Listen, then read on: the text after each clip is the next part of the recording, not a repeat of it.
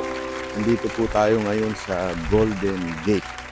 Ayan po, Golden Gate. Ayan po ang very scenic view dito sa San Francisco.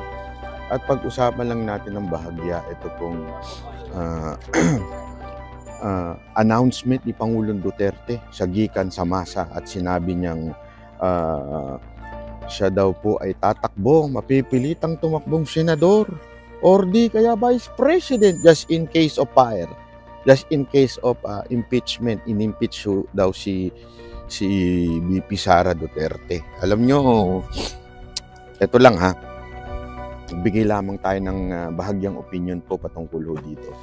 Kasi sa akin, sa tingin ko, naniniwala talaga ako that he will be running. The mere fact na lagi yung gikan sa masa niya, the mere fact na lumalabas siya, and alam niyo naman si Pangulong Duterte, hindi naman ganyan niya na nagsasabing tatakbo, hindi. Pero pag nagsabi siyang tatakbo talaga siya, sa tingin ko talaga tatakbo. So marami ang na-excite at natuwa, di ba? Marami natuwa dahil alam naman po natin na pagdating ng 2025, napaka-importante ng Senate. Bakit to? Kaya nga 'di ba pinapaliwanag natin 'yan nung isang araw na importante yung Senate kasi sa House mukhang imposibleng sa House siguradong mai-impeach si VP Sara, pero sa Senate hindi ganoon kasi mas marami pa pong kaalyado ang ating Vice Presidente, 'di ba, sa Senate. So that's why they're planning na mapalitan yon. Mailagay si De Lima, mailagay si Tingok, 'di ba? Yung si mailagay para dumami ang kanilang bilang sa Senate. Kasi alam naman natin, impeachment is not really for akin pananaw ko sa impeachment. It's political move, 'di ba? At number games diyan, paramihan po diyan. So napaka-importante na paramihin natin ang mga senador na hindi traidor sa bayan, yung talagang alam nating magsisilbi para sa ating bayan. At ito yung mga senador na kaalyado ng ating Pangulong Duterte. Nandiyan na po Ito bibilangin na natin. Ako, papangalanan ko na sa inyo yung mga, sa tingin ko, mga senador na para sa ating Pangulong Duterte. Ako, number 1 dyan, siyempre. Walang iba kundi si Senator Bongo. So, ibalik natin siya sa Senado. Senator Tolentino, sigurado yan, di ba? Matik na yan. Si Senator Bato, matik na rin po yan, sino pa ba? Sa tingin ko, si Isko, siyempre. Alam nyo, kahit ba sabihin natin nagkaroon ng bahagyang misunderstanding nung panahon ni Pangulong Duterte. Every time nakausap ko si Yorme, sabi niya nga isang bagay na tandaan ninyo, nagtiwala ang administrasyon ni Pangulong Duterte kay Isko noon. At ganun sila ni Senator Bongo. Kaya ako naniniwala ako dyan. Yan ang mga kaalyado ni Pangulong Duterte. Si Bantag sana, pasok din natin. Di ba Kung maaari, di ba? At the same time, si Senator Bong Revilla, yan kaalyado ni GMA din. Importante yan. Actually, sana tumakbo si GMA. Isa yan sa mga wish ng iba. Sana tumakbo si GMA. Alam naman natin na ganun yan ni Pangulong Duterte. Yung mga kaalyado ni GMA, yan. Yan ang mga kailangan natin ilagay. Kasi pag nailagay yan, makalahati yan. Yung mga iba kasi hindi tayo sigurado. Diba? Senator Soto, yan.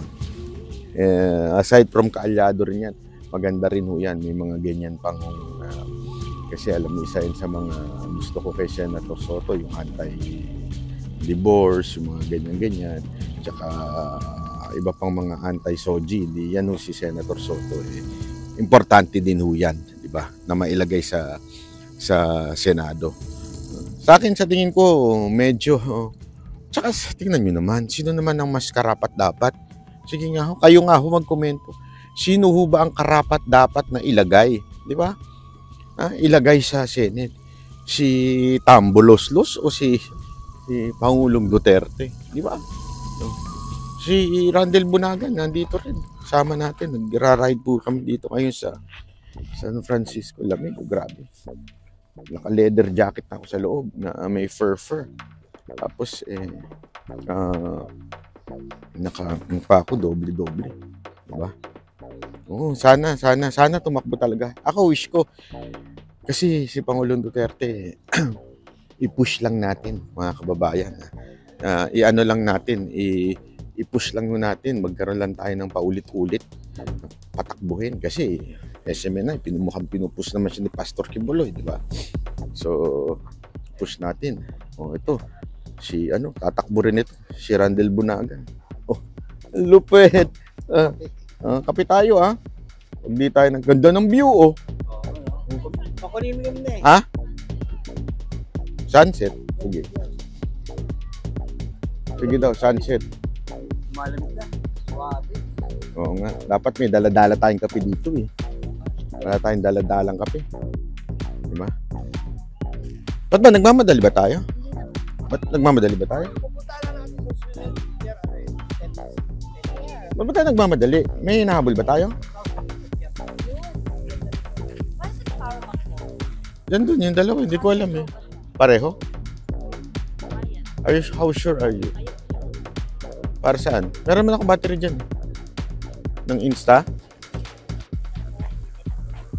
Matanda na si tata. Hindi eh. Okay lang kung, alam mo, kung local. At saka maliit kasing concept. Pasensya na po Medyo, anuhin lang natin. Mali po kasing konsepto na pag matanda ka na, dapat ka nang magpahinga. Alam nyo, totoo ito Meron niyang pag-aaral. Panoorin nyo sa Netflix. The more ang tao tumatanda, dapat the more siya nagtatrabaho. The more niya pinapagalaw yung utak niya. Kasi ang isang taong hindi na nagtatrabaho pag matanda na, mas lalong napupudpud. Nagkakaroon ng Alzheimer's, ganun. Importante na ang isang matanda ay nagiging aktibo pa. Totoo yun, walang biro. May pag-aaral dyan. Kaya actually naisip ko din yan na sabi ko, hindi. Mas lalo nga ang tatanda si Pangulong Duterte pagka hindi yun naging aktibo. Diba? At saka unang-una, ang mahirap lang naman pag matanda ka, yung physical work. Diba? Kasi siyempre, merong kapasidad ang body mo lalo na yung mga buto-buto mo, mga tuhod-tuhod mo. Wala namang physical work sa Senate. Sa matter of fact, kayang-kaya yun dahil ang importante doon yung utak di ba? Yung utak ang importante dyan Tapos uutos na lang naman na yan sa mga abogado, yung mga batas na malay nyo. Ako isang dapat maayos na batas talaga. Yung hate na hate ni Pangulong Duterte. Yung Pangilinan Law, yun talaga dapat. Kasi yung crime sa atin, kaya din dumadami dahil doon sa Pangilinan Law na yan. Yung, alam niyo yun, yung hindi pwedeng managot yung bata-bata. Sasabihin nila, meron namang mga excuse me, kulungan pambata. Hindi naman totoo yun. Diba? Kahit ba sabihin natin may kulungan pambata, hindi rin naman natutupad yun. Nakakatakas lang din sila. Diba? So sa akin, maganda talagang tumakbo si Pangulong Duterte. Pasok ka na sa Senado, naku po, patay tayo dyan. Pag ako pumasok sa Senado, hindi na ako makapasyal ba? Mas gusto kong mamasyal kaysa sa mag-Senado ba? Diba? Pasyal-pasyal ba? Diba? Tama, si Enrile, di ba? Tanda-tanda na. Physical activity lang naman ang limited pag matanda ka na. Shout out naman.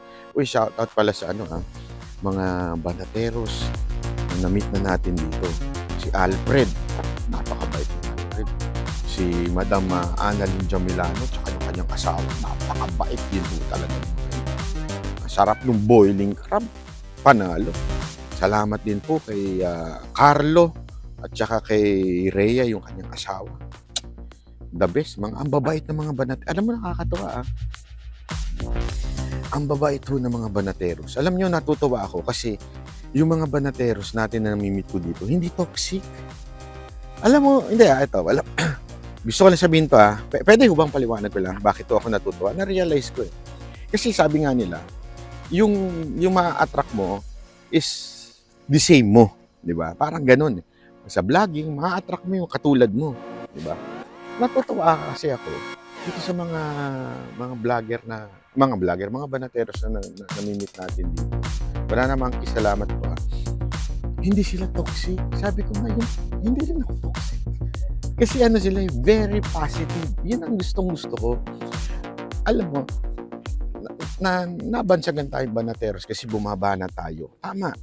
Pero hindi tayo bumabanat na parang si Rendon o parang si Libayan. Diba? Yung banat nilang yun, toxic eh. Tayo hindi. Yan ang gusto ko sa banateros, hindi toxic. Yung hindi negatibo ka agad. Yung, alam mo yun, parang pag nakakita ng issue sa lipunan, hindi ka agad negatibo. Hahanapan niya muna ng kabutihan. Hahanapan niya muna ng magandang anggulo. Tapos pag wala talaga, doon talaga banatan, kikriticize. Yun ang tama eh. Yun yung mga banateros. Diba? Ang pangit naman ko kasi nung alam mo yun, may maganda ka ng ginagawa, negative ka agad. Kasi, alam mo, hate na hate ko, yung katulad ng mga makakaliwang grupo. Yun talagang inis na inis ako. Yung mga makakaliwang grupo na, kunwari, sabi nila, nagyan niya ng DA Secretary. Nung nilagyan ng DA Secretary, nagreklamo pa rin. Kesyo ganito. Sandali, akala ko ba gusto nyo ng di ba nanawagan sila ng President Marcos, magkaroon tayo ng DA Secretary. Nung nilagyan ng DA Secretary, nagreklamo pa rin. Hindi ba muna pwedeng pagbigyan? Tingnan muna natin kung okay o hindi. Pag hindi okay, tsaka banatan. Pero we criticize Marcos for not putting a secretary, tapos bigla nung naglagay ng secretary, we criticize pa rin. Anong klase ka? Di ba? Para kayong, pasensya na ha, sa mga asawa na naman yan. Yung asawang lagi na lang negatibo. Eto, bigyan ko kayo ng halimbawa. Vacation, di ba? Pag magbabakasyon, ano gagawin? Kaya nga kayo magbabakasyon ng pamilya niyo para mawala yung stress. Tama, mali. Para bakasyon, stress. Pero, stress naman. Kasi stressin niyo yung pamilya. Yung ganun, minsan may mga ganung nanay. Yung, di ba, yung, puro na lang ako nag-aayos dito. Puro na lang kita. Bakit wala kang ginagawa? Pahiga-higa ka dyan, pahila-hilata. Bakasyon nga eh, di ba? Yun naman ang purpose ng bakasyon humilata. Di ba? Kuwari, gusto ko nyo, bakit hindi ka nagluluto? Hindi ka naghugas ng pinggan? Ganun. Di ba? Yun ang tawag na supposedly positibo na, biglang negatibo pa rin. May mga ganun tao. Yun ang kinatuwa ko sa banateros. Hindi tayo gayon. Tama, mali. Di ba? Annalyn Jamilano. Uy, maraming salamat ha. Hindi lahat ng nanay. Tama. Yung mga namimit nating nanay dito, yan si Madam Annalyn. Di ba, yung mga pamilya na, si Madam May Chuay, asawa ni Randel, cool na cool din, di ba? Yan ang isang bagay na nakakatuwa sa mga banateros. Cool, mga hindi sila yung toxic kasama. Kasi aanhin mo yung, pasensya na ha, ayoko na magbanggit pero naalala ko kasi nung panahon ng 2015 kampanya, yung mga nakakasama kaming ibang DDS na toxic talaga. Paano ko nasabing toxic? Sila nag-aaway. Pare-parang DDS ha. Pangalan lang pinag-aawayan pa. O sinong gagamit ng DDS? Sinong gagamit? Napaka-toxic naman ito mga to. Alam mo yung parang, ano ba pinag-aawayan nyo? Yung presidente na para sa bahay nating si Duterte, tapos pag-aawayan nyo lang yung pangalan nyo. Tama, mali. Adrian RC. Pang-hot American kape mo. Naku po, mamaya magkakape po kami. Salamat po Diba? Kaya gusto ko lang pasalamatan uli yung mga banateros na na-meet natin dito. Na-realize ko lang yun, sabi ko. Thank you Lord, hindi ako naka-attract ng toxic na tao, ng mga tao. Kasi ibig sabihin nun, hindi ako toxic, di ba? Kasi kung naka-attract ka ng mga toxic na tao, meaning, mapapaisip ka, sandali, ba't puro toxic tong mga na-attract ko? Baka toxic din ako, di ba? Ganun eh. Kaya nga tanongin kung mga kaibigan mo. Tinan mo yung mga kaibigan mo. Kasi di ba sabi nga, birds of the same feather, they act together, they flock together, di ba? Kasi nga, pareho kayo. Ngayon, ang tanong, yung mga kaibigan mo ba toxic? Yung mga kaibigan mo ba negative? O baka ganun ka din. Ha? So, yun ang ano dyan. No?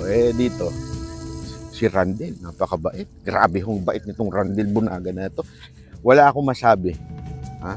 Alam nyo, nung ano kasi introvert akong tao, sa totoo lang kahit tanong nyo sila Dada, pili lang talaga ang kaibigan ko. At nung dumating sa buhay namin si Randel Bunaga, alam mo yun, na-meet lang namin sa social media, kaibigan lang. Hindi mo akalain na yung magiging kaibigan mo talagang grabe, as in nag-live pa siya para talaga samahan yung buong pamilya namin. Napakakatuwa. Di ba, Boss Randel? Nandiyan ka ba? Nakikinig ka? Naku, hindi ko nakita itong turning point ba to? Ito isa. Sorry, hindi ko nakita.